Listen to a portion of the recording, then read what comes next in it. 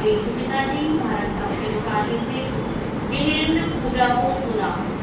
जिनेंद्र यानी कि जो जिनका उपासक है और जिसको जैन कहते हैं, यानी कि हमारे जैन धर्म के अंदर वास्तविक रूप में भाव पूजा है। वो भाव पूजा भी पूरी नहीं हो पाती तो जिनेंद्र पूजा तक कैसे पहुँचेगी।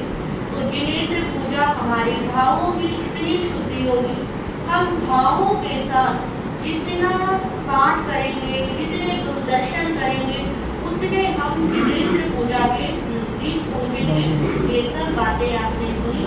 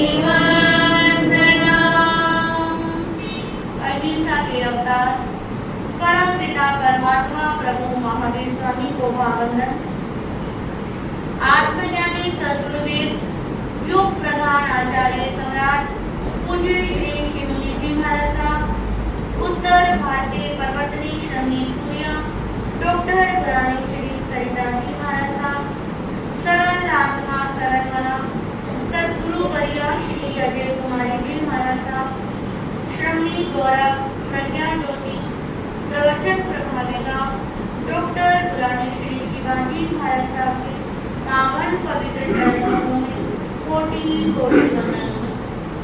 आज की प्रातःकालीन प्रवचन सभा में आप सबका हार्दिक स्वागत है, हार्दिक अभिनंदन है। गुरु कृपा से आपके समक्ष तत्व की चर्चा चल रही है। तत्व किसे कहते हैं? वस्तु के यथार्थ स्वरूप को तत्व कहते हैं। वो तत्व कितने हैं? 9 तत्व हैं। 9 तत्वों के अंदर मूल रूप में कितने तत्व हैं? 2 तत्व हैं, जीव और अजीव।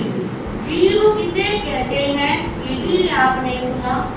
जीवों उपयोगों लक्षणों, जो था है और रहेगा वही वास्तव में जीव तत्व है।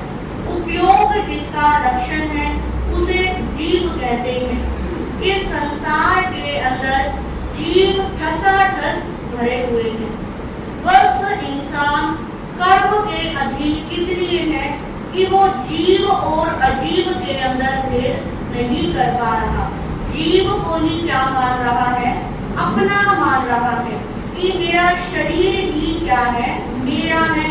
इस शरीर को ही जब जीव तत्व के रूप में स्वीकार कर लेता है तो बहुत बड़ी गलती कर लेते हैं और असंख्य कर्मों का बंधन हो जाता है। तो वो जीव की चर्चा आपने सूक्ष्म रूप में भी सुनी और स्थूल रूप में भी सुनी कि किस प्रकार जीवों हर जगह हमें जीव क्या होते हैं दिखाई देते हैं। आज आपके समक्ष दूसरा तत्व आ रहा है जिसका नाम क्या है, अजीव तत्व। नाम से ही पता लग रहा है जैसे कि सुख के साथ क्या जुड़ा होता है, दुख जुड़ा हुआ होता है, संयोग के साथ वियोग जुड़ा हुआ होता है, उसी प्रकार जीव तत्व के साथ क्या जुड़ा हुआ है, अजीव तत्व जुड़ा हुआ है। यानी कहते हैं जो जीवे बिया नहीं सो अजीवे बिया नहीं, कि जो जीव तत्व को अच्छे से समझ लेता है वो अजीव तत्व को भी क्या कर लेता है, अपने आप समझ लेता है। क्योंकि जब जीव तत्व समझ में आ गया तो अजीव तत्व क्या आ जाता है, अपने आप समझ में आ जाता है। अजीव को समझे बिना जीव नहीं समझ सकते और जीव के बिना अजीव नहीं समझ सकते, क्योंकि ये दोनों एक दूसरे से क्या है, बंधे हुए हैं। जैसे शरीर और आत्मा, आत्मा क्या है, जीव तत्व है और ये शरीर क्या है, अजीव तत्व है। जब तक शरीर और आत्मा इन दोनों का मेल हुआ है तब तक ही हम क्या करते हैं, गति करते हैं। और जैसे ही शरीर में से आत्मा निकल जाती है तो क्या शरीर चलता है, नहीं चलता। यानी कि जीव के बिना अजीव स्वयं कुछ भी नहीं कर सकता। तो ज्ञानी कहते हैं अजीव किसे कहते हैं, जो चेतना से रहित है, जड़ जिसका लक्षण है, जो उपयोग से रहित है, उसे क्या कहते हैं, अजीव तत्व कहते हैं। कहते हैं तनता मनता गमनता जड़ता जरसों में लघुता गुरुता गमनता ये अजीव का खेल। कहते हैं जिसके पास तन नहीं है, जिसका कोई मन नहीं है, जिसके कोई वचन नहीं है, वो क्या है, अजीव तत्व है। वो अजीव तत्व हल्का भी हो सकता है और वो अजीब तत्व भारी भी हो सकता है। और कुछ अजीब तत्व दिखाई भी देते हैं और कुछ अजीब तत्व दिखाई भी नहीं देते हैं। और जिनके अंदर चेतना नहीं होती, यानी कि जितनी भी निर्जीव वस्तु है उसे हम क्या कहते हैं, अजीव कहते हैं। और जितनी भी सजीव वस्तु है उसे क्या कहते हैं, जीव तत्व कहते हैं। जैसे हमने बचपन में पढ़ा था सजीव और निर्जीव। सजीव क्या है, जीव है, और निर्जीव क्या है, अजीव है। इस संसार के अंदर जितनी भी आपको निर्जीव वस्तु दिखाई देगी वो सब क्या है, अजीब है। जैसे ये सामने टेबल है, इसे क्या कहोगे, अजीब है। ये माइक क्या है, अजीब है। ये टेबल, ये पेन भी क्या आता है, अजीब में आता है, क्योंकि स्वयं ये क्या नहीं कर सकते, गति नहीं कर सकते। ये सामने खंबा है, खंबा भी किसमें आता है, अजीब में आता है। आप जिस कुर्सी पर बैठे हैं ये कुर्सी भी क्या है, अजीब है। पर अजीब के ऊपर कौन बैठ गया, जीव बैठ गया। अब आप इस कुर्सी को हाथों से उठाकर कहीं भी क्या कर सकते हो, ले जा सकते हो, क्योंकि इस अजीब को किसका सहारा मिल गया, जीव का सहारा मिल गया। यानी कि जीव और अजीब जब दोनों आपस में मिल जाते हैं तो क्या होता है, कर्म बंधन होता है। ज्ञानी आगे कहते हैं जिसके भीतर सुख दुख की कोई अनुभूति नहीं होती, कि मुझे सुख हो रहा है या दुख हो रहा है, या मेरा संयोग हो रहा है या वियोग हो रहा है, इस कुर्सी के ऊपर कोई भी बैठे, क्या इसको दुख होता है? आपने जो अपनी जगह फिक्स कर ली, और यदि आपकी जगह पर कल कोई और आके बैठ जाए तो आपको क्या होगा? बोलो, अपनी सीट से भी क्या हो जाता है? मोह हो जाता है कि भाई मैं यहाँ पे रोज बैठती हूँ, आज वहां पर ये आगे बैठ गई, अब कल मैं इससे क्या जाऊंगी? पहले जाऊंगी, और मुझे वहीं पर बैठ के सुनने में क्या आता है? अच्छा लगता है। लेकिन अपनी सीट से भी हमें क्या हो जाता है? मोह हो जाता है। परंतु क्या कुर्सी को, इस जगह को आपसे मोह होता है? नहीं होता। क्यों नहीं होता? क्योंकि इसके अंदर क्या नहीं है? उपयोग नहीं है, इसके अंदर चेतना नहीं है। तो ज्ञानी भगवंत कहते हैं जो ये अजीव होता है, ये अजीव 5 प्रकार के इसके भेद बताए हैं। कितने भेद? 5 भेद बताए हैं, जिसके अंदर पहला भेद है धर्मास्तिकाय। क्या है?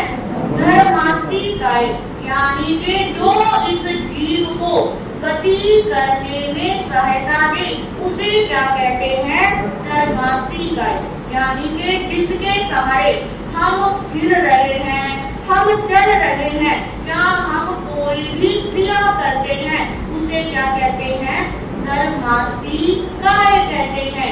ज्ञानी इसके अंदर उदाहरण देते हैं, पानी के अंदर मछली। अब पानी के अंदर मछली का स्वभाव क्या है? पानी में रहना।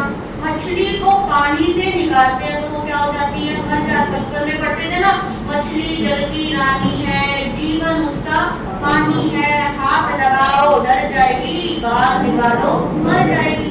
सबने हमने भी सुनी है, अपने बच्चों को सिखाई है। तो हमारी बचपन की क्या है? कविता, ये पोयम रही है। तो ये पोयम में मछली है। मछली पानी में क्या करती है? रहती है। अब मछली को जैसे ही पानी से निकाल दिया, मछली क्या हो जाती है? मर जाती है। अब मछली को पानी क्या देता है? सहायता देता है। क्या करने के लिए? चलने के लिए। अब यदि पाइप टब के अंदर आपने डाल दिया मछली को और उसके अंदर पानी नहीं है, तो क्या वो मछली जी पाएगी? तालाब कई बार सूख जाते हैं गर्मियों के कारण, कितने मछलियां क्या हो जाती है? मर जाती है। क्योंकि जो पानी है, पानी मछली को गति करने में क्या देता है? सहायता देता है। आप देखिए, अग्नि होती है, जब आप खुले में अग्नि लगाते हैं तो वो हवा के सहारे क्या होती है? बढ़ती है ना। पहले जो चूल्हे जलाते थे, चूल्हों के अंदर एक लंबी सी पाइप होती थी, उससे फूंक मारते थे। वो फूंक मारने से वो जो चूल्हे में आग होती थी वो क्या होती थी? और तेज हो जाती थी। कि हवा आग को तेज करने में सहायता किसने दी? हवा ने दी। आप पतंग उड़ाते हैं, पतंग जब उड़ाई जाती है तो हवा के बिना क्या पतंग उड़ सकती है? नहीं। जब मौसम ऐसा हो जाता है, हवा नहीं चलती, तो पतंग भी क्या नहीं हो सकती? उड़ नहीं सकती। तो ज्ञानी कहते हैं कि जिस प्रकार इन सब क्रियाओं को करने के लिए धर्म हमारी क्या करता है? सहायता देता है। और ये धर्म सिर्फ इस लोक में भी नहीं, अलोक के अंदर भी क्या है? धर्म है। जम्मू द्वीप के अंदर, नारी क्षेत्र के अंदर हर जगह धर्मास्तिकाय का स्वरूप क्या है? विराजमान है। तो धर्मास्तिकाय कहते हैं मोशन ऑफ, जो हम क्या करते हैं? हिलते डुलते हैं। तो हम जो भी क्रिया करते हैं ये किसके सहारे करते हैं? धर्मास्तिकाय के सहारे करते हैं। दूसरा आता है अधर्मास्तिकाय। अब यहाँ पर धर्म के साथ, धर्म के आगे क्या लग गया? ए लग गया। धर्म ने तो क्या सहायता करी? चलने में सहायता करी, हेल्प करी हमें गति करने के अंदर। और धर्म हमें क्या करता है? स्थिर करने में क्या करता है? स्थिर कर देता है। यानी कि अब यहाँ पर आकर क्या हो जाओ? टिक जाओ। अब यहाँ पर जीव का क्या हो जाता है? रेस्ट हो जाता है। और जब रेस्ट हो जाता है तो उसे कहते हैं अधर्मास्तिकाय। यानी कि अधर्मास्तिकाय जीव और पुद्गल को स्थिर करने में क्या देता है? सहायता देता है। जैसे उदाहरण के तौर पे कहते हैं, थके हुए मुसाफिर को छाया का दृष्टांत। कि एक व्यक्ति जब चल रहा है, आज के समय में तो कुछ मुश्किल नहीं है, पहले के समय में पद यात्राएं होती थी, लंबी लंबी यात्रा करते थे और दूर एक पेड़ दिखाई देता था। या आज भी ऐसा होता है, हम बिहार करते हैं, राजस्थान, मध्य प्रदेश इत्यादि में पूरे पहाड़, जंगल जंगल, कोई भी कुछ नहीं होता, तो लगता है पेड़ आएगा और वहां पर जाकर थोड़ी देर क्या हो जाएंगे, उसकी छाया में रुक जाएंगे। यानी कि जो अधर्मस्ती गाय है, ये जीव को स्थिर करने में क्या देता है, सहायता देता है। कि मेरा पेड़ है और पेड़ पर के पास बैठकर छाया मिल रही है, शांति मिल रही है, तो ये काम कौन करता है, अधर्मास्ती कार्य करता है। जैसे दूसरी बात कहते हैं, एक पक्षी हवा में उड़ रहा है, आकाश में उड़ रहा है, और वो पक्षी उड़ते उड़ते किसके ऊपर बैठ जाता है, पेड़ के ऊपर बैठ जाता है। तो पेड़ ने उसको क्या दे दिया, स्थान दे दिया, पेड़ ने उसको क्या दे दिया, स्थिरता दे दी।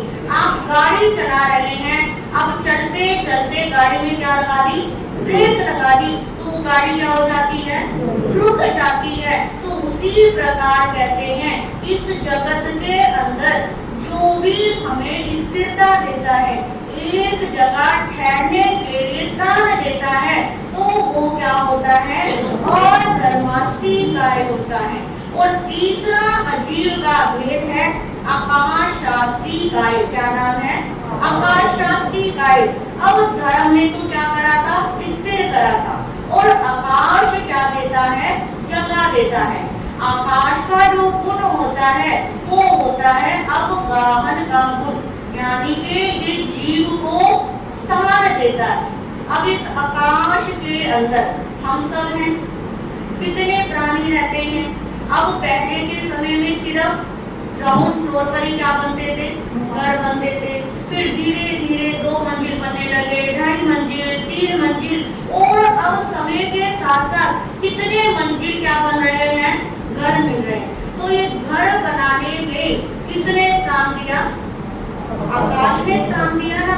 अब आकाश क्या दे रहा है, इस जीव को रहने के लिए क्या दे रहा है, स्थान दे रहा है। और इस आकाश के अंदर आप देखो, एक व्यक्ति कितने दूर तक देख सकता है। हमारी सबकी एक सीमा होती है, जिसको जितना दिखाई देता है वो आकाश में खड़े होकर उतने दूर तक ही क्या करता है, देख सकता है। तो जो आकाशास्ती कार्य होता है, ये इंसान को क्या देता है, जगह देता है। एक दीवार आपने बनाई, वो दीवार पूरी तरह मस्त अच्छे से पेंट हो गया, सब कुछ हो गया, क्या उस दीवार के अंदर स्थान देने की क्षमता है? क्षमता है। कैसी क्षमता है? दीवार में क्या ठोक दी, कील ठोक दी, कोई कुंडी ठोक दी, तो दीवार ने क्या दे दिया, स्थान दे दिया। एक गिलास के अंदर आपने दूध रखा, दूध गिलास क्या हो गया, पूरी तरह भर दिया, परंतु उस दूध के गिलास के अंदर क्षमता है स्थान देने की, क्या दे सकता है? आपने क्या डाल दी, चीनी डाल दी, तो उस दूध में आकाशास्ती गाय ने क्या दे दिया, स्थान दे दिया। और दूसरी बात कहते हैं, एक बहुत बड़ा कमरा है, उस कमरे को आपने अनाज यानी कि गेहूं से ठसाठस क्या कर दिया, भर दिया। अब उसको इतनी बुरी तरह भर दिया, इतनी बुरी तरह भर दिया कि एक भी दाना गेहूं का नहीं आ सकता। अब मैं आपसे पूछूं, क्या उस गेहूं के कमरे के अंदर जो गेहूं भरा है, क्या उसमें अभी कोई स्पेस है? अभी क्या वो स्थान है कि हम थोड़ा सा गेहूं और डाल दें? और ठसाठस भरा है, परंतु शास्त्र कहते हैं कि वो ठसाठस कमरा जो गेहूं से भरा हुआ है, उसमें अभी भी क्षमता है। आपने क्या डाल दिया, रेत डाल दिया। क्या डाल दिया, रेत डाल दिया। और रेत डालने के बाद अब गेहूं का जो बारीक बारीक होता है ना, एक दूसरे में लगे हुए, अब वो रेत इस तरह डाला कि वो पूरी तरह क्या हो गया, ठसाठस भर दिया। अब उसके अंदर जरा सा भी क्या नहीं आ सकता, एक ग्रेड का कण भी नहीं आ सकता। अब मैं आपको कहूँ क्या, अब भी इस रेत के अंदर, इस गेहूं के अंदर स्थान देने की क्षमता है, अभी भी क्षमता है। अब उसके अंदर क्या डाल दिया, पानी डाल दिया। अब जब पानी डाला, अब पानी को उसने क्या दे दिया, स्थान दे दिया। तो इस प्रकार ये आकाशास्ती काय क्या देता है, स्थान देता है। और आज की साइंस की भाषा में इसे कहते हैं स्पेस एलिमेंट। क्या कहते हैं, स्पेस एलिमेंट। घर के अंदर भी आप जब कोई घर बनाते हो तो थोड़ा सा स्थान क्या रखते हो, खुला रखते हो ना, कि ये हमें थोड़ा सा क्या चाहिए, स्पेस चाहिए।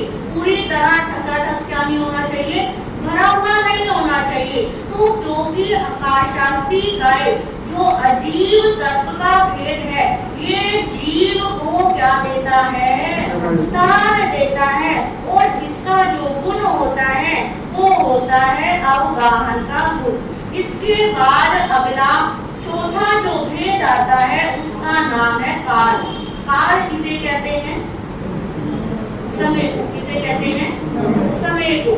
यानी कि जैसे आप देखो पहले के समय में भूतकाल, वर्तमान काल और भविष्य काल, और आज के समय में पास्ट, प्रेजेंट और फ्यूचर। और काल के जो हमारे आरा आता है, उस आरा भी किसका चिन्ह है, एक टाइम का सूचक है। और उसका नाम क्या है, काल चक्र, यानी कि समय का पहिया। और जैसे पहिया क्या होता रहता है, घूमता रहता है, ऐसे समय भी क्या होता रहता है, घूमता रहता है। क्या हम समय को रोक सकते हैं, क्या समय को पकड़ सकते हैं? समय की जो घड़ी होती है ये दिन प्रतिदिन क्या होती रहती है, घूमती रहती है। उत्तरायण सूत्र के अंदर प्रभु महावीर गौतम स्वामी को क्या कहते हैं कि हे गौतम संयम गोयम मापमय, कि हे गौतम समय मात्र का भी प्रभाव मत करो। देख तेरे बाल क्या हो रहे हैं, सफेद हो रहे हैं, तेरे दांत झड़ने लग गए, तेरे चेहरे पर क्या आ गया, बुढ़ापा आ गया, तेरे घुटने क्या हो गए, खराब होने लग गए, तो तेरी कमर क्या हो गई, झुक गई। ये सब किसने किया, समय ने किया। किसने किया, काल ने किया। क्या बचपन से ही व्हाइट बाल आ सकते, क्या बचपन में ही चेहरे पर झुर्रियां, क्या बचपन से ही कमर झुक जाएगी, क्या बचपन से ही घुटने क्या हो जाएंगे, खराब हो जाएंगे। तो ये सब किसने किया, समय ने किया। और समय ऐसा है जो निरंतर क्या होता रहता है, परिवर्तन करता रहता है। और कोई भी समय एक जैसा नहीं है। जैसा आपका आज का दिन गया है, क्या ऐसा आपका कल का दिन गया होगा, क्या कल का दिन ऐसा जा सकता है? आज जैसी नींद आपको आई, क्या वैसी नींद कल आ सकती है, नहीं आ सकती। क्योंकि जो समय है, ये काल है, ये निरंतर क्या होता रहता है, बदलता रहता है, चलता रहता है। और ये काल क्या करता है, नए को पुराना और पुराने को नया। किसने किया, काल ने किया। आप कोई नया कपड़ा लेकर आए, आपने उस कपड़े को अलमारी में रख दिया और क्या सोच के रखा कि ये क्या है, नया है। 4-6 महीने में अलमारी खोलते हो, बॉक्स खोलते हो, देख लेते हो, वाह मैं ये वहां से लेकर आई थी और ये क्या है, नया है, इसको मैं अभी नहीं पहनूंगी। ऐसा करते करते 6 साल बीत गए, 10 साल बीत गए, 20 साल बीत गए, और वो कपड़ा आपकी दृष्टि में क्या है, नया है, कि मैंने इसको क्या नहीं करा, पहना नहीं है। और एक दिन ऐसा आता है 30-35 साल के बाद, अब आपका मन कर गया कि इसे क्या कर लेते हो, अब पहन ही लेते हो, बहुत सारा रख लिया। और जैसे ही पहनने के लिए उठाया, धागे धागे क्या हो गए, अलग अलग हो गए। अब तो वो तो क्या था, नया था ना, आपको बड़े चाव से आपने रखा हुआ था, बड़ा अच्छा लग रहा था, रखने बड़ी संतुष्टि मिल रही थी। अब बताओ उस नए कपड़े को पुराना किसने किया? समय ने किया, उस काल ने किया। आप कोई प्लास्टिक का सामान रखते हैं और कुछ समय के बाद उस प्लास्टिक को उठाते हैं, या डब्बा हो गया, कोई बोतल हो गई, कोई बॉक्स हो गई, नया का नया रखा है, और जैसे ही 2-3 साल के बाद आपने उठाई वो प्लास्टिक क्या हो जाती है? क्रैक क्रैक क्रैक क्रैक हुई मिलती है। थैलियां लोग नई की नई रख देते कि नई थैली है, और जब उसको कुछ टाइम के बाद क्या करते हो, आप निकालते हो तो वो क्या हो जाती है? चिप चिप हो जाती है, उनके भी क्या हो जाते हैं, कई बार थैलियों के भी टुकड़े टुकड़े हो जाते हैं। तो ये किसने किया? समय ने किया। तो ज्ञानी जन कहते हैं कि ये जो समय है, बचपन से जवानी में कौन लेकर आया? समय लेकर आया, और जवानी से बुढ़ापा, और बुढ़ापे से मृत्यु तक को किसने पहुंचाया? समय ने पहुंचाया। ये समय बहुत सूक्ष्म होता है। इसके लिए उदाहरण देते हैं, एक कमल के पत्तों का बहुत सारा ढेर है। इसका कमल के पत्तों का बहुत सारा ढेर है, और एक बलवान व्यक्ति सोचता है कि इन कमल के पत्तों में क्या कर देता हूँ? छेद कर देता हूँ, और उसने बहुत बड़ी गड्ढी बना ली, और छेद करने के लिए भाला क्या कर लिया? ले लिया, और ऐसे पकड़ रहा है, और एक साथ सोच रहा है कि सब में क्या कर दूं मैं? छेद कर दूं। अब वो व्यक्ति ने एक साथ क्या मारा? कमल के पत्तों में भाला मारा। अब जैसे भाला मारा तो एक साथ क्या हो गए? छेद हो गए। पर अब आप मुझे बताओ, क्या सब पत्तों के अंदर एक साथ छेद हुए? नहीं ना। एक पहले एक पे हुआ, फिर दूसरे में हुआ, फिर तीसरे में हुआ, यानी कि धीरे धीरे धीरे धीरे लास्ट में जाकर अंतिम पत्ते तक क्या पहुंचा है? ये भाला पहुंचा है। तो ज्ञानी जन फरमाते हैं कि जो समय का सबसे छोटा अंश होता है, ये इतना बारीक क्या होता है? काल होता है। जैसे कि एक साल के अंदर कितने दिन होते हैं? 365, और 365 दिन, और एक साल में महीने कितने होते हैं? 12 महीने, और एक महीने में सप्ताह कितने होते हैं? 4 सप्ताह, और एक सप्ताह में दिन कितने होते हैं? 8 दिन होते हैं, और उन दिनों के अंदर एक दिन में कितने घंटे होते हैं? 24 घंटे होते हैं, और एक घंटे में कितने मिनट होते हैं? 60 मिनट होते हैं, और एक मिनट में कितने सेकंड होते हैं? 60 मिली सेकंड होते हैं। तो यानी कि समय तो एक साल तो क्या हो गया? इतना बड़ा हो गया, और एक सेकंड क्या है? बिल्कुल समय का एक साल का छोटा सा हिस्सा होती है। तो उसी प्रकार ज्ञानी कहते हैं ये काल भी उतना ही क्या होता है? सूक्ष्म होता है। जो लोग कहते हैं हम आज नहीं करेंगे, कब करेंगे? कल कर लेंगे। क्या कल उनकी कभी आती है? आज तक किसी की आई? क्या कहते हैं? काल करे सो आज कर, आज करे सो अब, कल में बदले होएगी, बहुरी करेगा कब? ये समय बड़ा बलवान है, ये तेरी मुट्ठी में आने वाला नहीं है। इस समय का अभी जितना प्रयोग कर लेगा उतना ही तेरे लिए क्या है? अच्छा है। आज का समय भी हमें क्या शिक्षा दे रहा है कि बुढ़ापे का वेट मत करो। पहले लोग कहते थे अरे बुढ़ापा धर्म करने के लिए होता है, बुढ़ापे में क्या कर लेंगे? धर्म कर लेंगे। परंतु क्या कहते हैं? बुढ़ापा किसने देखा है? धर्म करो जवानी में, बुढ़ापा किसने देखा है? धर्म करो जवानी में, बुढ़ापा किसने देखा है?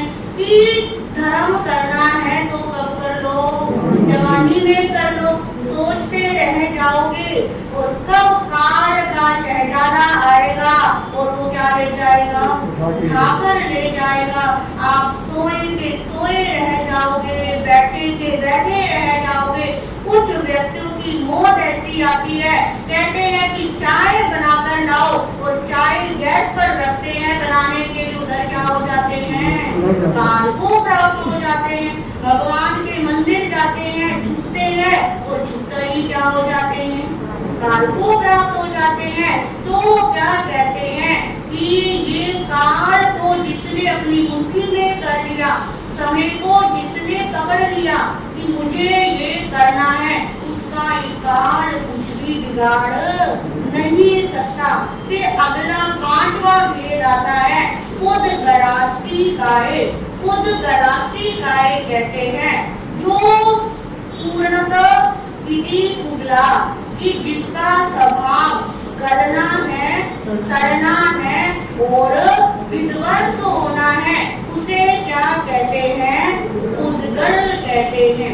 अब जैसे उद्गल के अंदर हमारा शरीर, शरीर का स्वभाव क्या है, सड़ना है, गलना है और विध्वंस होना है, परंतु फिर भी शरीर को क्या करते हैं, खिलाते हैं ना, शरीर को खिलाते हैं, इसको संवारते हैं, इसका क्या रखते हैं, ध्यान रखते हैं। परंतु ज्ञानी जन क्या कहते हैं कि जिस शरीर के लिए तुम इतनी मेहनत करते हो, आदमी का जिस्म क्या है, जिसमें शैतान है जहाँ, एक मिट्टी की इमारत, एक मिट्टी का मकान, खून जिसने गाड़ा है और ईंट जिसने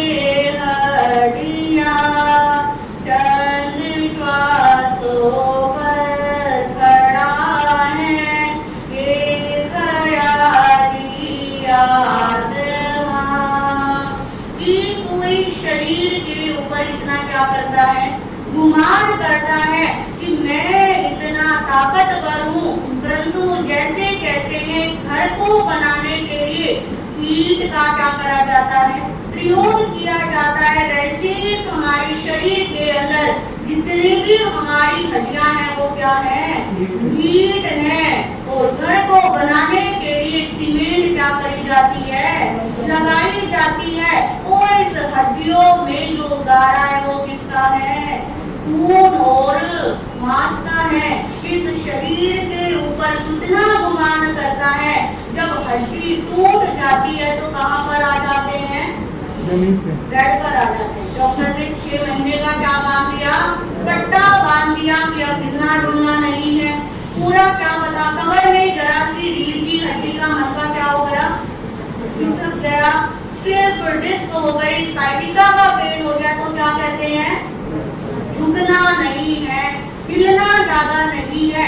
क्यों नहीं हिलना, क्योंकि हड्डी क्या गई, लचक गई, हड्डी में लचक आ गई। तो कहते हैं जिस प्रकार ये शरीर है, इस शरीर के का स्वभाव क्या है, सड़ना, गलना और विध्वंस होना। जितना भी संभाल के रख लो, एक ना एक दिन ये क्या करेगा, आपका साथ छोड़ेगा ही छोड़ेगा। क्योंकि कहते हैं इस शरीर के अंदर वर्ण भी है, रस भी है, गंध भी है और स्पर्श भी है। परंतु इतना सब कुछ होने के बाद भी जो सुगंध होती है वो किसमें बदल जाती है, दुर्गंध में बदल जाती है।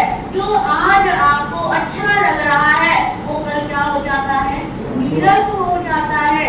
जो वर्ण, जिस रंग के पीछे आप इतने लट्टू हुए फिरते हो, ये तो बहुत सुंदर है, ये तो हाथ लगाई क्या हो जाएगी, मैली हो जाएगी।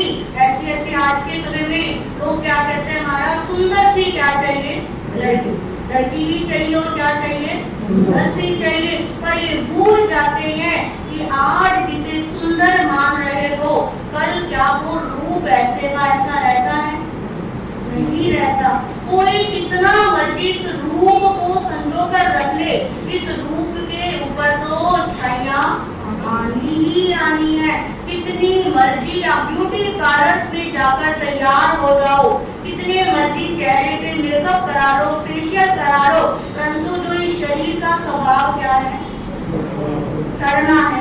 आप सोचो मैं मेकअप करा के बैठ जाओ, फाउंडेशन बढ़िया सा तैयार होके बैठ जाओ, क्या आप 24 घंटे उस मेकअप में रह सकते हो?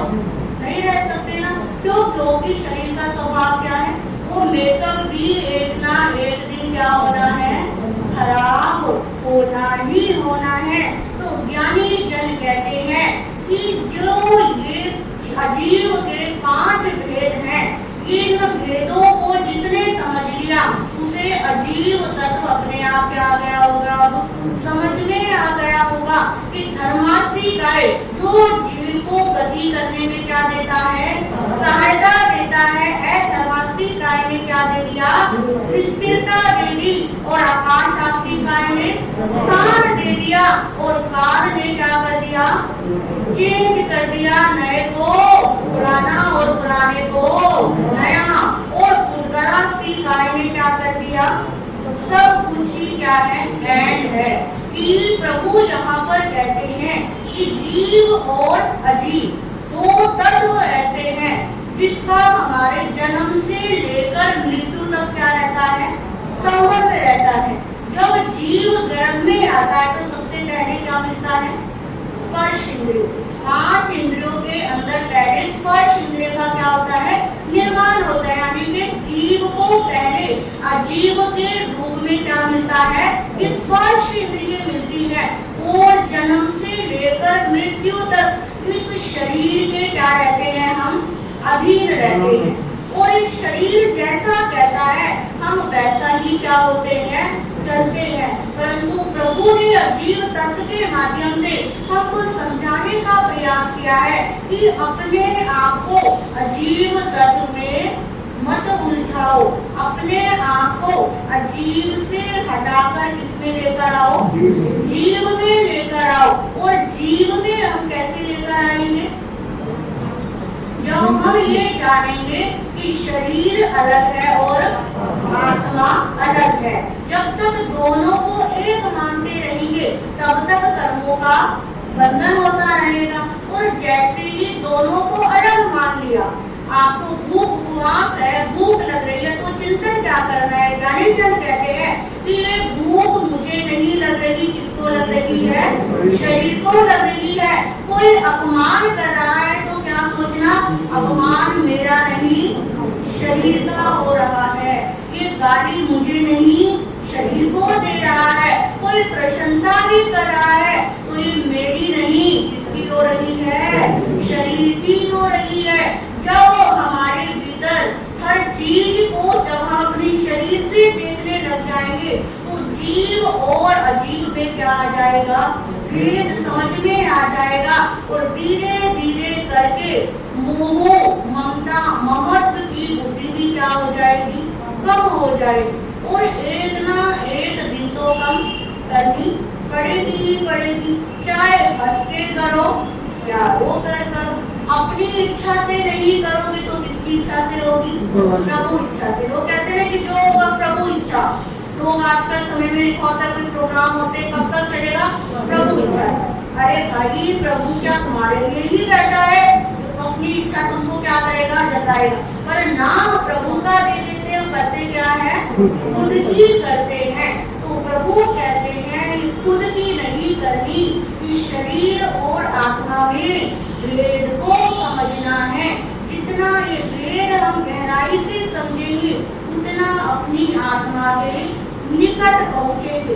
अब निकट पहुँचने का क्या आ गया है, समय आ गया है। क्योंकि अब आपको जीव और अजीब अच्छे से क्या आ गया होगा, सबको समझ में आ गया होगा।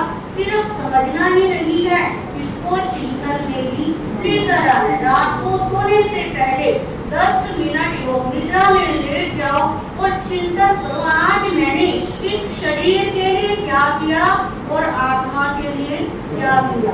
तो जब हम देखेंगे तो शरीर के लिए इतना सारा होगा और आत्मा के लिए इतना सा होगा। पर जब हम चिंतन करते रहेंगे कि आज मैंने इस शरीर से, तो आप पहले दिन इतना बड़ा तेज होगा, फिर दूसरे दिन इतना, धीरे धीरे करके हमारी शरीर की लिस्ट कम हो जाएगी और आत्मा की लिस्ट ज्यादा हो जाएगी। और इस लिस्ट आत्मा वाली लिस्ट को हमें स्वीकार करना ही होगा।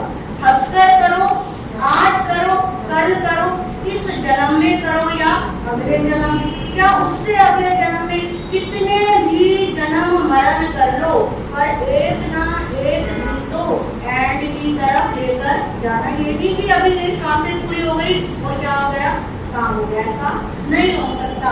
तो ज्ञानी जन ने जीव और अजीव तत्व को आपके समक्ष रखा।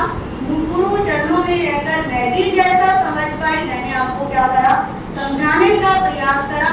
अब आपके समक्ष कर आएगा पुण्य तत्व। कौन सा तत्व है, पुण्य तत्व। पुण्य कैसे करते हैं, पुण्य क्या होता है, पुण्य सुनने में क्या लगता है, बड़ा अच्छा लगता है। तो कैसे हम पुण्य को अपने जीवन में ला सकते हैं, उसके कितने भेद हैं, किस किस ने कौन सा भेद, कौन सा पुण्य किया था, आप भी अपने जीवन के अंदर कौन सा कैसे पुण्य कर सकते हो, ये आप आओगे और आपको सुनने से पता लगेगा। एक बार सभी मिलकर गुनगुनाएंगे, कभी ना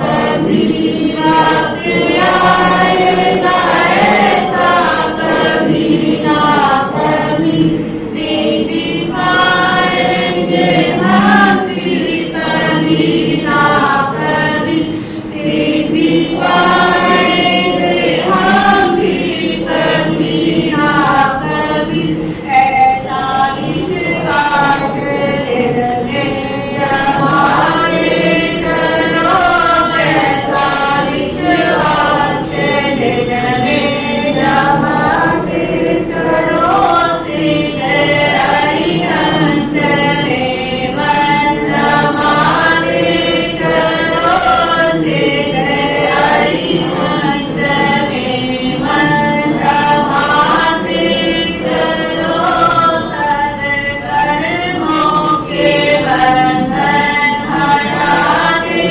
चलो, सर्व कर्मों के बंधन हटाते चलो। तो आज आपने अजीब तत्व के बारे में सुना। आज कुछ संख्या थोड़ी सी कम लग रही है, संडे को लगता है कल ज्यादा ही थोड़ा सा डोज हो गई सब रंग के पार्टी से, या सबने थोड़ी सी छुट्टी मार ली। तो आपके जानने वाले, आपके रोटी पड़ोसी जो आज नहीं आए, उनको सूचना देना कि संडे मंडे यहाँ पर कोई हॉलीडे नहीं होती। अब 4 महीने के लिए हमारा क्या खुला हुआ है, स्कूल खुला हुआ है, स्कूल के अंदर कोई हॉलीडे नहीं है। तो सबको प्रतिदिन क्या होना है, आना ही आना है। जो नहीं आए उनको थोड़ा थोड़ा सा हमारी तरफ से सूचित कर देना। आज के पहचान किसी का उपवास, आई विल एकादशा, सीता जी और मुनि जी।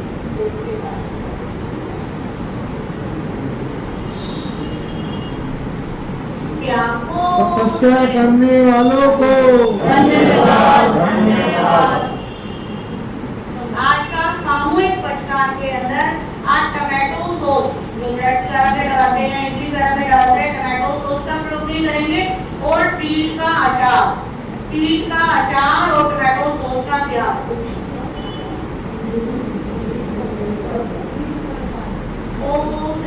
टमाटर तो सब्जी में पड़ेगा, टमाटो सॉस, सॉस हो गया, केचप जिसे कहते हैं।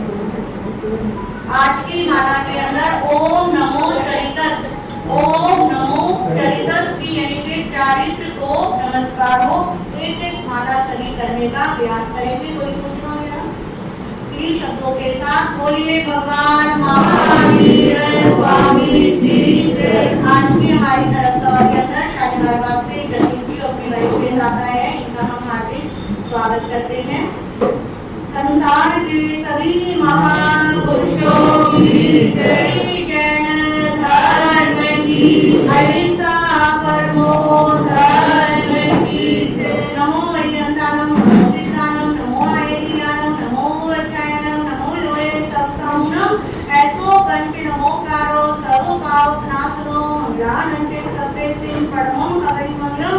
ओम नमो नानस, ओम नमो दंसरस, ओम नमो चरितस, ओम नमो तपस। श्री चत्तारी मंगलम, मरियमता मंगलम, सिद्धा मंगलम, साहू मंगलम, केली पड़तो नमो मंगलम। चत्तारी लोकतमा, अंता लोकतमा, सिद्धा लोकतमा, साहू लोकतमा।